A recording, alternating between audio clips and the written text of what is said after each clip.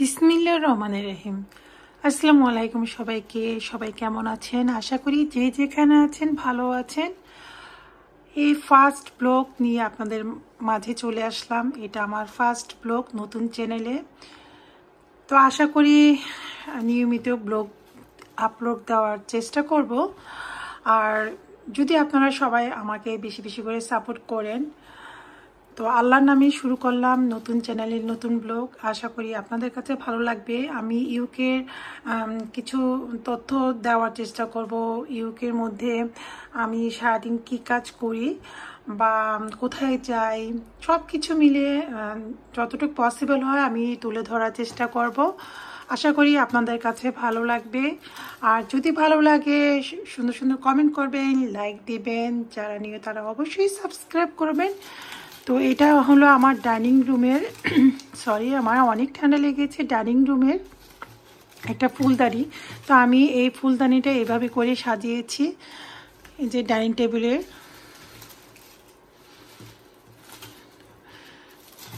আসলে ডাইনিং টেবিলে এরকম একটা ফুলদানিতে কিছু ফুল গাছ থাকলে ভালোই লাগে। আর এটা মনে হয় যে ধানের শীষ এরকম মনে হচ্ছে। তো এটার ফুলের মতো। তো এই টাইপের নিয়ে আমি এই ফুলদানিটা সাজিয়েছি। ইউকে স্পাইসি হটে চলে গেলাম রাতে ডিনার করার জন্য ফ্যামিলির সাথে। হ্যাঁ, যখন আমি গতকাল কাজ থেকে আসলাম তখন সবাইকে নিয়ে চলে গেলাম আমরা রাতে ডিনার করার জন্য বাইরে খেতে। তো এই তো এখানে বিরিয়ানি আছে, ডাল আছে, দেন এখানে অনেক কিছু মানে ডোনার, তারপর মিট, অনেক কিছু অর্ডার দেওয়া হয়েছে। তো আমরা এইগুলি খেয়ে নিলাম। আর গতকালকে ইউকের ওয়েদার খুবই মানে ভয়ানক ছিল। যেমন বৃষ্টি ছিল তেমন ঝড় ছিল। বৃষ্টিতে ভিজে ভিজে বাসায় আসলাম। আসার পরে কেন জানি মনে হচ্ছিল যে বাইরে কিছু খেতে যাই। তো এই তো ফ্যামিলির সাথে চলে গেলাম বাহিরে। আর বাইরে খাওয়া দাওয়া করার পরে দেন বাসায় চলে আসলাম। খুবই ইচ্ছা ছিল বাইরে পঞ্চখানাতে চা খাবো, বাট আমরা এখানে খাবারের পরে স্পাইসি হটের খাবার পরে যখন পঞ্চখানাতে গিয়েছিলাম তখন এত ভিড় ছিল। এই ঝড় বৃষ্টির মাঝেও মানে রেস্টুরেন্টগুলি, বিশেষ করে বাঙালি রেস্টুরেন্টগুলি ভরপুর থাকে।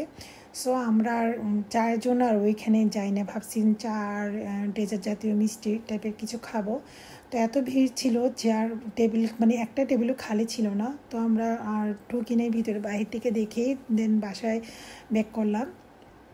আর যেহেতু ঝড় বৃষ্টি ছিল তো বাইরে আর বেশিক্ষণ থাকি নাই। তো খাবারগুলি কেন জানি আমার এইখানকার খাবারগুলি মানে আমার আহামরি অত পছন্দ না।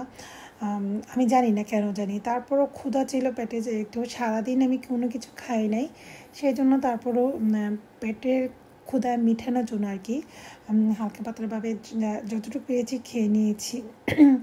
আর এই তো স্পাইসি হোটেলের আমরা যে গতকালকে রেস্টুরেন্টে গিয়েছিলাম ওইখানে আর কি। তো ঝড় বৃষ্টি মাথায় নিয়েও বাইরে খেতে গেলাম। মন চাচ্ছিল একটু ঝাল ঝাল কিছু এটা খাই। আসলে আমার কাছে কোনো কিছু টেস্ট লাগে নাই কেন জানি। ওই যে বাঙালি বলে কথা, বাঙালি খাবারই মজা লাগে। এই টাইপের খাবার আমার একটুকু ভালো লাগে না, মনে হয় যে একটা পাকিস্তানি রেস্টুরেন্টের খাবারের মতো স্মেল। তো আমি ওইটা নিতে পারছি না, মানে ক্ষুধায় যতটুকু খেয়েছি আর কি। বাট আমার আহামরি অত ভালো লাগে নাই, টেস্টে লাগে নাই। তার চেয়ে ভালো ছিল যদি পঞ্চখানা খেতে যেতাম। তো যাই হোক, আমি যেহেতু নতুন চ্যানেলে নতুন ব্লগ দিয়ে খাবার দিয়ে শুরু করেছি, আশা করি আজকের ব্লগটা আপনাদের কাছে ভালো লাগবে। যদি ভালো লাগে সুন্দর সুন্দর কমেন্ট করবেন, লাইক দিতে একদম ভুলবেন না। আমি যেহেতু নিউ, সো আমাকে বেশি বেশি করে সাপোর্ট করবেন আর সাবস্ক্রাইব করে নেবেন সবাই প্লিজ। আর আমার এটা স্বপ্ন যে আমি কিছু একটা করব। তো আমার যতটুকু পসিবল মেমোরিগুলো আমি তুলে ধরবো আমার ব্লগের মধ্যে। হ্যাঁ, আর ইউকের অনেক কিছু তথ্য দেওয়ার চেষ্টা করব আর ভালো মন্দ সব কিছু তুলে ধরার চেষ্টা করব। তো ঠিক আছে, দেখতে থাকেন আমার ব্লগটা শেষ পর্যন্ত। আশা করি আপনাদের ভালো লাগবে। আর সরি আমি একাই খাচ্ছি আপনাদেরকে ছাড়া। আর এই তো দেখতেই পাচ্ছেন আমি একটু একটু করে ট্রাই করতেছি, কারণ আমার মুখে কোনো কিছুই টেস্ট লাগছে না। তো আজকের মতো বিদায় নিলাম, সবাই ভালো থাকবেন, আল্লাহ।